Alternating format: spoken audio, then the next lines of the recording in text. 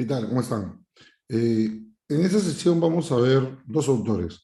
Nos vamos a centrar primero, y paso a compartir el PPT, nos vamos a centrar primero en Peter Singer, que es un autor que tiene muchas coincidencias con el utilitarismo y es un autor contemporáneo que en la ética tiene bastante reconocimiento, no solamente en el mundo anglosajón, sino cada vez más en otros ámbitos, ¿no? ¿Y por qué el interés por Peter Singer? Porque Peter Singer da respuestas directas, objetivas, claras de cómo se puede uno hacer responsable en los ámbitos más concretos de la vida acerca de qué se puede hacer ante las injusticias, las inequidades, ¿no? Entonces, tiene un libro que desde hace unos años que se llama Salvar una vida o Cómo terminar con la pobreza. Como ven, es una promesa bastante grande, ¿no? Cómo terminar con la pobreza. Entonces, pasamos a explicar un poco el pensamiento de Peter Singer. Acá lo tienen ustedes, ¿no? La vida que puedes salvar, ¿no? O cómo jugar tu parte, ¿no? O cómo participar, ¿no? Para finalizar la pobreza en el mundo, ¿no? Ese es el título en inglés del libro. Luego ustedes, yo les pediría que vean estos dos videos, ¿no? El primero es una charla TED acerca de eh, qué tan efectivo es el altruismo, ¿no?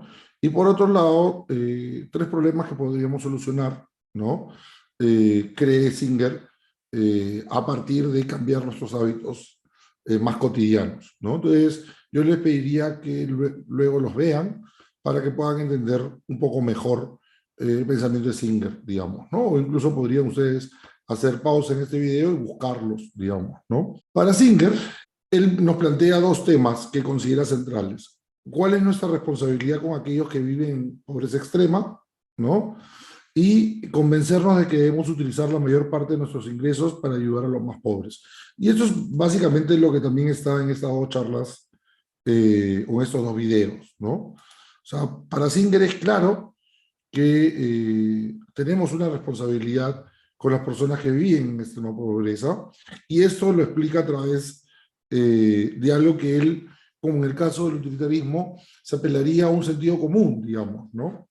Y él utiliza el niño que se ahoga en el pozo de agua y unos zapatos nuevos. Singer parte asumiendo que nadie podría negarse a salvar a un niño indefenso que está a punto de ahogarse en un pozo poco profundo y que por ello necesita de nuestra ayuda, incluso si ello significa dañar un par de zapatos nuevos. O sea, esto es, nadie se podría pensar, oye, son mis Jordan, me han costado mucho dinero, son de colección, valen más que la vida de un niño, ¿no? Lo que piensa Singer es que cualquier sujeto racional, ¿no? Tendría la capacidad de ser empático con el sufrimiento del niño, con el sufrimiento posible de la familia de perder un niño pequeño, el dolor que es ver morir un niño, ante dañar unas zapatillas que por más queridas que sean, no tienen el mismo valor de dignidad que la vida de una persona. Entonces para Singer sería claro que uno diría, me importan las Jordan, ¿no? Lo más importante es la vida del niño, ¿no? Olvídate de las Jordan, ¿quién va a pensar en las Jordan? Solamente pensamos en la vida del niño. Entonces, si ante este ejemplo hipotético nosotros podemos pensar de esta manera, ¿por qué no podríamos pensar en salvar un niño? ¿No? O sea, es lo mismo. O sea, si hay niños en Uganda, si hay niños en zonas de Jordania, si hay niños en una serie de países y en situaciones de refugiados o en situaciones de pobreza extrema, de conflicto armado, etcétera, etcétera, que requieren nuestra ayuda, ¿por qué no podríamos nosotros destinar buena parte de lo que nos sobra para que ellos puedan tener una mejor vida? Entonces, para Peter Singer, eso tiene todo el sentido del mundo, digamos, ¿no? O sea, utilizar lo que te sobra para ayudar a otras personas, ¿no? Entonces, el utilitarismo convertido en un ultra altruismo funcional, ¿no? O sea, la posición de John Stuart Mill sería actualizada por Peter Singer a través de un altruismo funcional. ¿Qué significa esto? Un sujeto racional debe integrar a sus diversas decisiones no solo resolver sus necesidades propias de alimento, comida o vestido, sino que puede utilizar sus recursos de forma ética. ¿De qué manera? Maximizando sus recursos en acciones que ayuden a quienes no tienen esos recursos a la mano. Nuestra felicidad de esta manera no se constituye desde el consumo, sino en relación a poder ayudar a otras y otros, ¿no? Y esto pareciera que es una lógica indisputable, incuestionable, ¿no?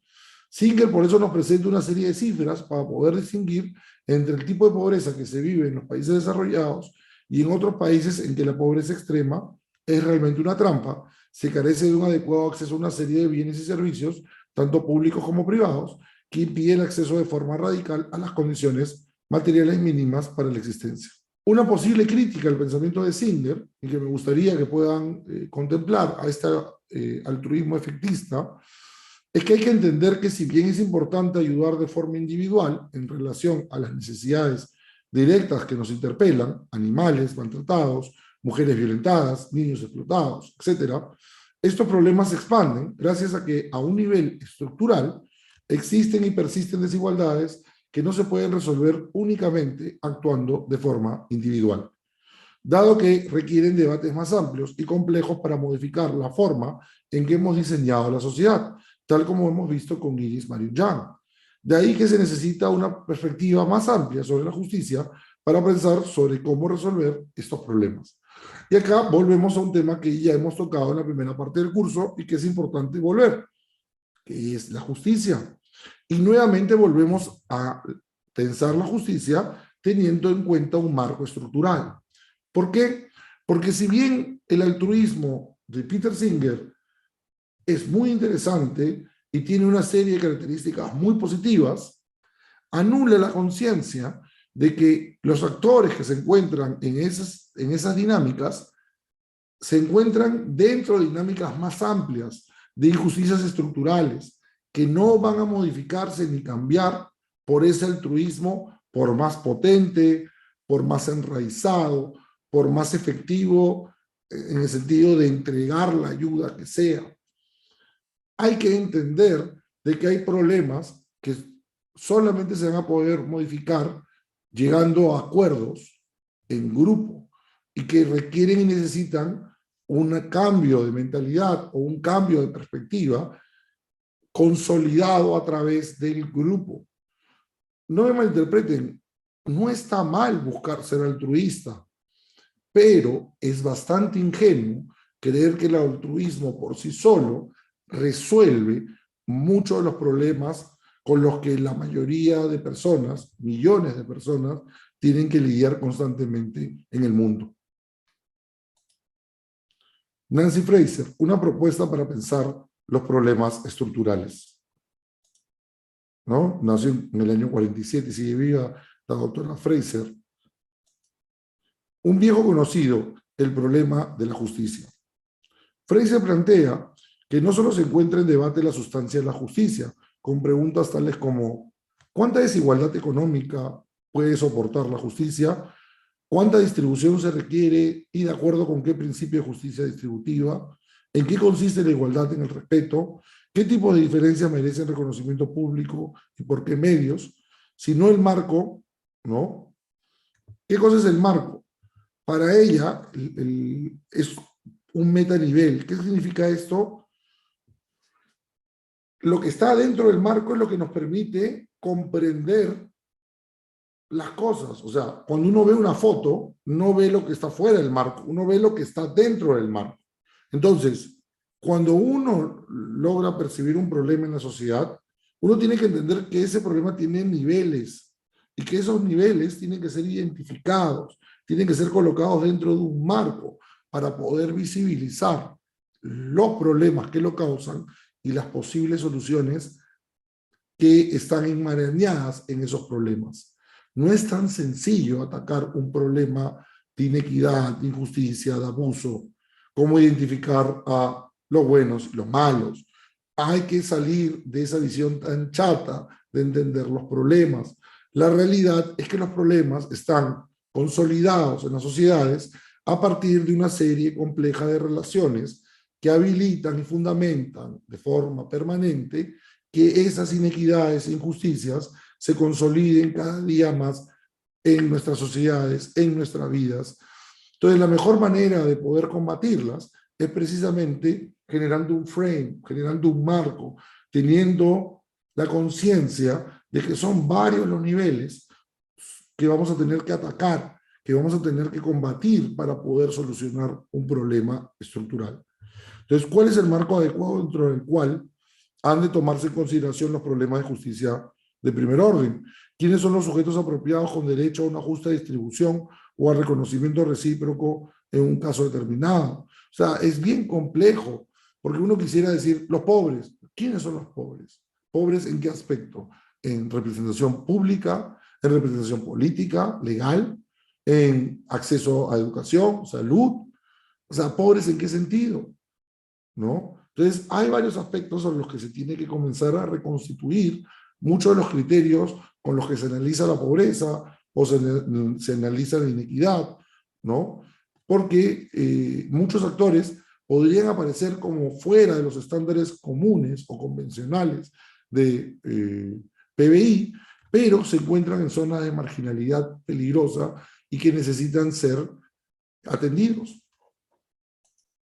Por ello, Fraser propone que las teorías de la justicia deben ser tridimensionales, dado que no solo se debe responder a aspectos como económicos, de distribución y culturales, de reconocimiento de la diferencia y particularidad de las comunidades, sino también políticos o éticos, podríamos nosotros agregar, de representación. O sea, ¿en qué medida un sujeto, un individuo, una persona se siente representada, siente que tiene un espacio de enunciación, como diría Hannah Arendt? ¿Qué es un espacio de enunciación? Un lugar desde donde ser visto, atendido, escuchado, desde donde tu voz, tu reclamo, la inequidad que sufres, puede comprenderla y entenderla alguien que no la está viviendo, alguien que no la está sufriendo, alguien que no se está viendo afectado, o incluso alguien que está viviendo de los beneficios que se producen a partir de las inconveniencias, inequidades, injusticias que tú estás viviendo. ¿Cómo se modifican patrones sociales, económicos, de conducta, que están habilitados a partir de aprovecharse de un grueso de la población? Entonces, no es tan fácil cambiar esos patrones, porque esos patrones, como vuelvo a repetir, perviven, se mantienen, porque muchas veces consolidan posiciones de poder de otros grupos, ¿no? Entonces, dado que es en el espacio político en el que se dan las discusiones acerca de falta de distribución o de reconocimiento, entonces es importante que los actores que sufren esa invisibilidad puedan tener mayor atención, puedan tener mayor voz, representación. Caso peruano, las comunidades indígenas, las personas que viven en caseríos, las personas que viven en espacios en que no hay representación política directa de ellos, ¿no? El Congreso se supone que debería representarlos, pero en la práctica esto no es así. Reconocer el problema de la falta de representación nos brinda el cómo, esto es, cómo deben plantearse y reivindicarse las inequidades económicas y culturales. Es así como la justicia no solo se inquiere responder acerca del qué y del quién, también acerca del cómo. O sea, quien no ha sufrido la violencia, la inequidad, la injusticia, no puede ser el actor o el sujeto que determine las condiciones de aparición del sujeto que ha sido olvidado, dejado de lado, abandonado.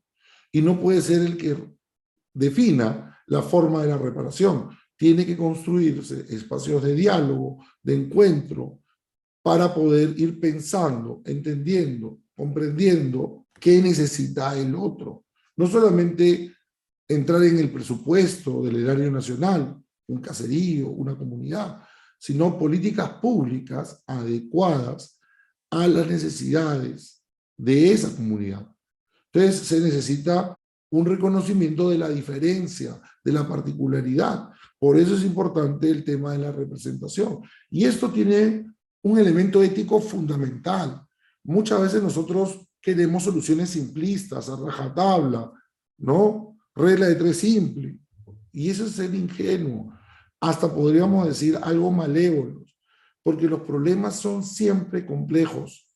O sea, a uno le gustaría poder prometer de que la ética es simple y sencilla, pero en realidad devolverle la dignidad a las personas, brindarle dignidad que nunca ha tenido, es una tarea muy complicada, muy compleja, y requiere y necesita salir de la ingenuidad de que se le puede devolver a la gente su dignidad de forma simple y rápida, cuando en realidad requiere reflexionar y mucho acerca precisamente de este cómo. Dos imágenes para pensar la justicia, la de la balanza y el mapa. En su libro, Escalas de la Justicia, Nancy Fraser nos propone dos imágenes para pensar este complejo tema, el de la justicia. Se presupone que la justicia sopesa dos posturas como una balanza, en la que el argumento o valor más importante posee un mayor peso. Al usar esta alegoría, se asume la justicia como imparcial y objetiva, de ahí que se analice si esta imparcialidad es posible en un mundo en el que se establecen inequidades económicas y de poder y en el que no se puede asumir que existe una sustancialidad en la que se asiente la justicia. O sea, esto es cierto de que muchas veces hay posturas encontradas, pero ¿realmente es posible esa imparcialidad? ¿O deberíamos de construir, o sea, esto es, atender a de qué manera se ha venido ejerciendo la justicia y pensar si realmente ha sido tan justa como nos decían? Quizás de esa manera podríamos comenzar a comprender en dicha medida qué es lo justo y por qué lo justo no ha venido siendo lo justo por mucho tiempo, a quienes ha venido fallando, a quienes ha venido olvidando, a quienes ha venido dejando de lado la justicia. La segunda imagen que propone remite a la cartografía, específicamente el mapa, el cual representa en escala una dimensión determinada. Dado que la justicia no puede seguir siendo planteada dentro del marco que el modelo de Estado-Nación planteaba, se hace necesario ampliar la noción de justicia y ajustarla a las condiciones de un mundo globalizado. Cuando pensamos, y lo hemos hablado con el caso de Iris Mario Jan, en las situaciones de Bangladesh y la producción de ropa que uno puede comprar en Zara, en H&M, tenemos que pensar en marcos de justicia mucho más amplios, mucho más complejos. Ya no puede simplemente pensarse la justicia dentro de un espacio de un Estado-nación. O sea, esto es el Perú, sino que tenemos que pensar en condiciones mucho más amplias, complejas y variadas. De ahí que se representa el problema del enmarque, framing, el cual plantea reflexionar acerca de los límites de la justicia.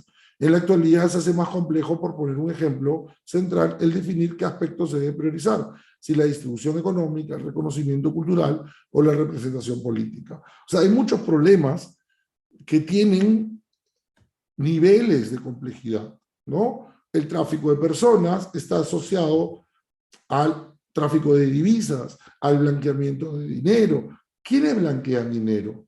Personas que no quieren declarar sus impuestos. En muchos casos, personas que hacen negocios ilegales, delincuentes. Pero en otro caso, delincuentes que a su vez tienen empresas formales.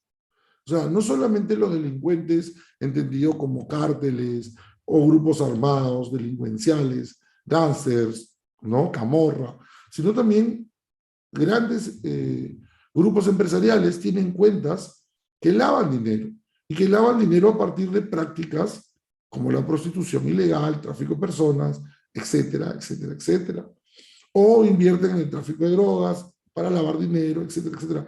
Es tan complejos los problemas que se necesita un nuevo marco para poder entender las relaciones de la cartografía del poder. O sea, uno quisiera entender nuevamente, de forma decimonónica, chata, básica, sencilla, como película de Hollywood, dónde están los buenos, dónde están los malos. Pero en un mundo tan complejo como el actual, muchos problemas están imbricados y relacionados entre sí y generan muchos de los problemas que tenemos que enfrentar. Por eso necesitamos una nueva concepción de imparcialidad. Se puede conocer realmente la justicia imparcial y objetiva. No necesitamos un nuevo framing, un nuevo marco para poder comprender la complejidad de los problemas que enfrentamos. Por eso es importante un cambio de enfoque, ver la justicia como paridad de participación. ¿no? O sea, para Fraser es importante entender de que necesitamos un cambio de enfoque. Y ese enfoque implica que la justicia tiene como objetivo la paridad de la participación. La justicia para Fraser es fundamental y nos remite a la paridad de la participación. Es así como la representación es la condición que define lo ético y lo político. De modo que la injusticia implicaría una representación fallida, misrepresentation, la cual puede darse de dos formas. La primera de ellas es la representación fallido político ordinaria y se da cuando se le niega la oportunidad de participar plenamente a individuos como pares en la sociedad. Por ejemplo, iniquidad de participación de las mujeres en el espacio político. Se saca una ley, se discute esa ley, se le da una mayor participación, por ejemplo, una cuota de género, ¿no? Es una forma de resolver una representación fallida política ordinaria. Pero la segunda forma de representación fallida, Fraser la denomina la de desenmarque, la del misframing, y esta es la más compleja, y apela al caso de cuando un individuo queda relegado de la confrontación, reflexión y espacio de enunciación que le corresponde sobre justicia que le compete. Y esto es importante entender porque muchas de las inequidades más estructurales de las sociedades contemporáneas están basadas en estos misframing, en lo que no se ve, en lo que no se atiende. La justicia tiene que reformular sus condiciones desde donde es enunciada. Por eso le decía este elemento de deconstrucción. ¿Qué es lo justo o a qué llamamos justo? ¿Por qué creemos que la justicia como la venimos practicando es lo correcto? Etcétera, etcétera. Esta situación es grave, pues implica una exclusión radical, dado que no se asume la condición del individuo como un sujeto de derecho. Se da en casos globales como los refugiados o en espacios locales, cuando no se reconocen niveles complejos de inequidad e injusticia que ciertas personas atraviesan. Pensemos en los casos de violencia de género en los que elementos culturales, económicos, geográficos y demás limitan y vulneran en grado sumo a las personas. Fraser suma a estos dos niveles de injusticia política la atención de una adecuada representación política, el hecho que se debe democratizar el proceso de establecimiento del marco. O sea, no va a caer como maná del cielo, se tiene que hacer trabajo. ¿Y cuál es ese trabajo? Diálogo, discusión entre los actores, entre instituciones públicas, privadas, sociedad civil, personas afectadas, ¿no? Ahí les pongo un diálogo de protección social, de inclusión social y urbana en pandemia, ¿no? Este es un debate que se dio en Argentina el año pasado, y lo pongo como ejemplo para entender de qué está pensando Fraser cuando dice democratizar el proceso de establecimiento del marco. El que no es ofendido, el que no es maltratado, el que no sufre directamente la injusticia, no puede ser el legislador de la ley. ¿Por qué? Porque no la está viviendo, porque no tiene el marco para entender, para comprender lo que está ocurriendo. ¿Y cómo se puede entender, cómo el legislador puede entonces crear una empatía para crear mejores leyes? Escuchando, atendiendo, saliendo de su zona de confort, saliendo de su lugar común, saliendo de su posición de poder y escuchando lo que el otro tiene que decir. El pobre, el olvidado, el marginado, el que supuestamente no sabe, el que no conoce, la que no conoce, la que simplemente sirve para X, Y, Z cosa.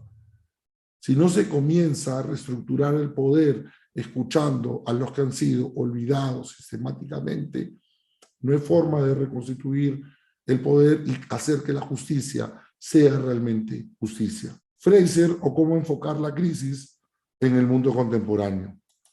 Punto de partida. Y eso es un texto de Fraser del año 2013 que dio en una charla en Dinamarca bastante interesante, pero que creo que sigue siendo válido hasta la actualidad. Como bien señala Nancy Fraser, en la actualidad vivimos una crisis multidimensional, en la que son tres los ejes centrales sobre los que deberíamos reflexionar, dado que vivimos en un mundo en el que somos virtualmente dependientes. ¿Por qué se da esto? Por una fuerte crisis ecológica, la destrucción de la biosfera. ¿Qué cosa enfrentamos todos los seres humanos? Una naturaleza depredada. O sea, seas Elon Musk y ya te quieras ir a Marte y tengas cómo irte a Marte, igual estás enfrentando una biosfera que está siendo destruida. Una fuerte crisis financiera. Enfrentamos nuestros medios de vida destruidos.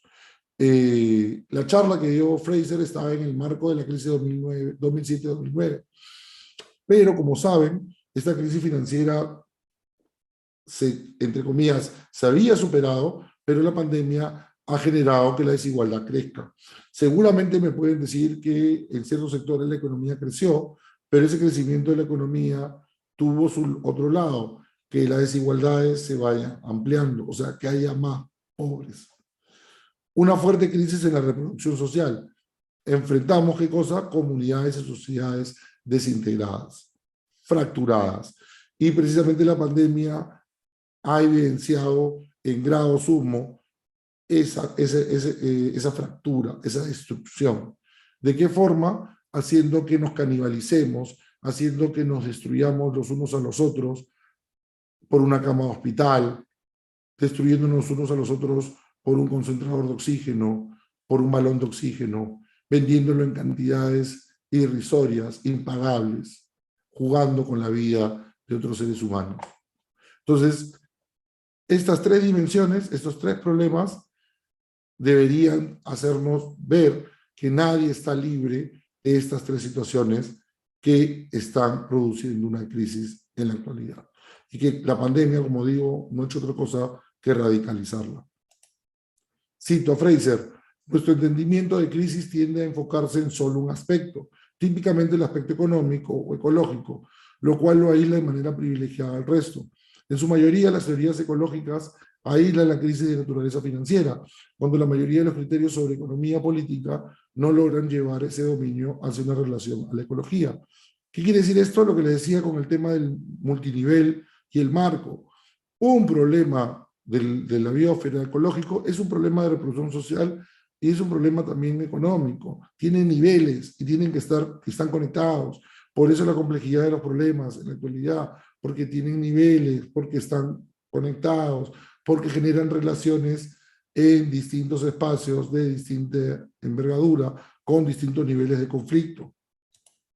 Y ninguno de esos dos campos, sigo citando a Fraser, le presta atención alguna a la reproducción social, que se ha convertido en el hecho de los estudios de género y las teorías feministas, y que por lo tanto se mantienen marginados. Fin de la cita, ¿no? Esta conferencia fue Can Societies Be Commodities All the Way Down? ¿No? O sea, las sociedades nos podemos convertir en commodities, ¿no? Es una conferencia dada en la Universidad de Helsinki el 29 de mayo de 2013. Para ver la relación entre estos tres problemas, pensemos, por ejemplo, en cómo una visión neoliberal aplicada para resolver un aspecto de esta crisis en la que nos encontramos, piénsense en lo que ocurre actualmente en la eurozona, radicalizado aún más por la pandemia, implica que se ejerza presión en todos los gobiernos para reducir déficits al recortar el gasto social, haciendo que sea el fin en esta región del llamado estado de bienestar. Este concepto supone que las condiciones públicas mínimas garantizaban a la gran mayoría de la población estándares mínimos de educación, salud, acceso a la infraestructura, entre otros, ¿no? Si quieren saber con más detalle las cifras, ¿de dónde les he sacado? Acá está la data. Y para ver el caso de Estados Unidos, también pueden revisarlo. No me he extendido el caso de Estados Unidos y el problema de desigualdad, porque no tengo el tiempo, pero es bastante peligrosa la desigualdad que se ha asentado en Estados Unidos desde hace ya 3 décadas. Esta solución de reducir los presupuestos en políticas públicas pone en peligro la capacidad de las familias y las comunidades para cuidar a sus integrantes y para mantener los lazos sociales que las consolidan como tales.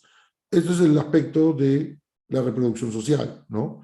Además, a Fraser le preocupan las consecuencias que se producían en la sociedad debido a las políticas desarrolladas a la crisis financiera de 2007-2009 y cómo estas se encuentran socavando la reproducción social. Este concepto apela a la idea de cómo se desarrollan las relaciones entre los diversos miembros de una familia, así como ésta se encuentra a su vez perteneciendo a un colectivo social en particular.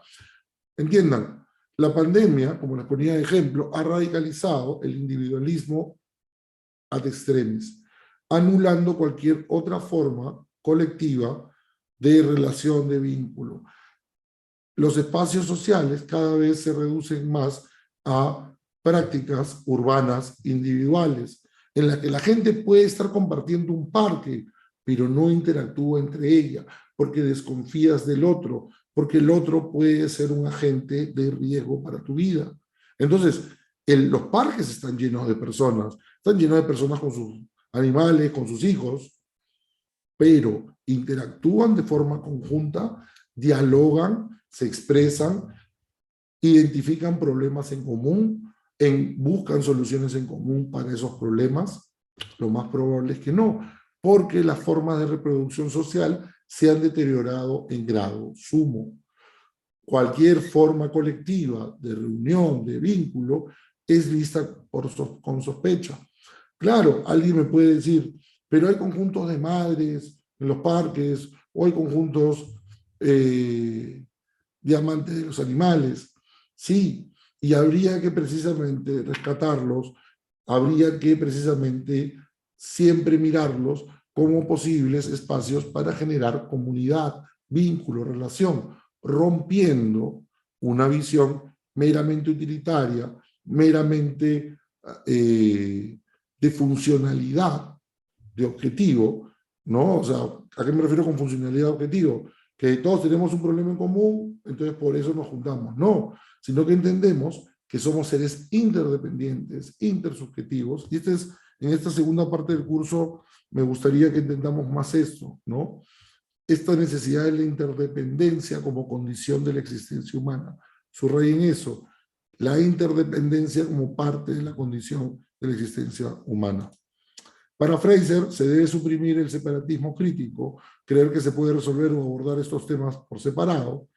Esto se logra mediante el desarrollo de un marco único integral capaz de abarcar los tres problemas y, por tanto, conectar las preocupaciones de los ecologistas, los teóricos feministas y economistas políticos. O sea, esto es identificar que en la situación de, por ejemplo, el caso que vamos a poner, que es el de la doble jornada, y que esto se ha intensificado con la pandemia, las mujeres muchas veces hacen trabajo en el hogar, pero ese trabajo en el hogar no es remunerado y no es visto como parte del aporte económico de la mujer a la familia. De repente algunas familias evolucionan y se dan cuenta, mira, el trabajo yo estoy haciendo de cuidar al niño, de hacer la comida, esto implicaría contratar a una, dos, tres personas. Yo lo estoy haciendo, nos estamos ahorrando esta cantidad de dinero. Pero la sociedad no lo aprecia así, lo ve como cuidado de gratis. ¿Se acuerdan en el video anterior cuando hablábamos de quién le hacía la cena a Anne Smith? ¿No? Muchas veces se invisibiliza el cuidado, la atención. Claro, el cuidado, la atención se hace de gratis, ¿no? Como diría Héctor Lavoe, te quiero de gratis. O sea, el amor tiene que funcionar bajo esa lógica de la gratuidad. Pero ojo, el cuidado no puede ser invisibilizado en relación a decir, bueno, es su función, es papá, es mamá, es pareja, tiene que cuidar al otro. No, hay que visibilizarlo y entender de que tiene dimensiones ecológicas, de representación feminista, también económica, política, ¿no? La doble jornada o el caso de cómo se invisibiliza el trabajo femenino en casa. Un aspecto que hay que tener en cuenta, que nos señala Nancy Fraser, es el que apunta que en la actualidad se mantiene la inequidad de género, la cual no se logra apreciar debido a la condición actual social de la mujer que se encuentra tras el velo de la igual participación en el mercado de corte neoliberal. Dentro de este marco se invisibilizan una serie de aspectos centrales, tales como el rol central que debe cumplir el Estado para asegurar derechos y regular las condiciones de justicia social, laboral, económica, etcétera. Y con la pandemia eso se ha radicalizado porque las madres tienen que cuidar a sus hijos y cuidar a sus hijos mientras que han estado trabajando, ¿no? Esto se evidencia en la falta de reconocimiento de la doble jornada que realizan muchas mujeres, laboran en un centro de trabajo y luego deben encargarse prácticamente de forma exclusiva de las labores del hogar, lo cual se ha radicalizado dada la presente pandemia. Esta situación trae como consecuencia el no reconocimiento de la actividad en el hogar como una actividad económica, así como el reemplazo y la erosión paulatina, pero constante, de valores como el cuidado, la solidaridad y el bien común, los que son reemplazados por principios de individualidad extrema.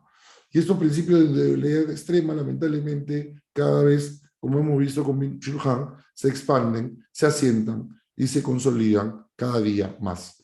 Eso es todo de mi parte en este video. Agradecerles por siempre por su atención. Espero preguntas. Espero que esto les haya suscitado una serie de reflexiones y de preguntas. Ya nos vemos en un rato en clase. Eso es todo de mi parte. Muchas gracias y hasta el siguiente video. Chao.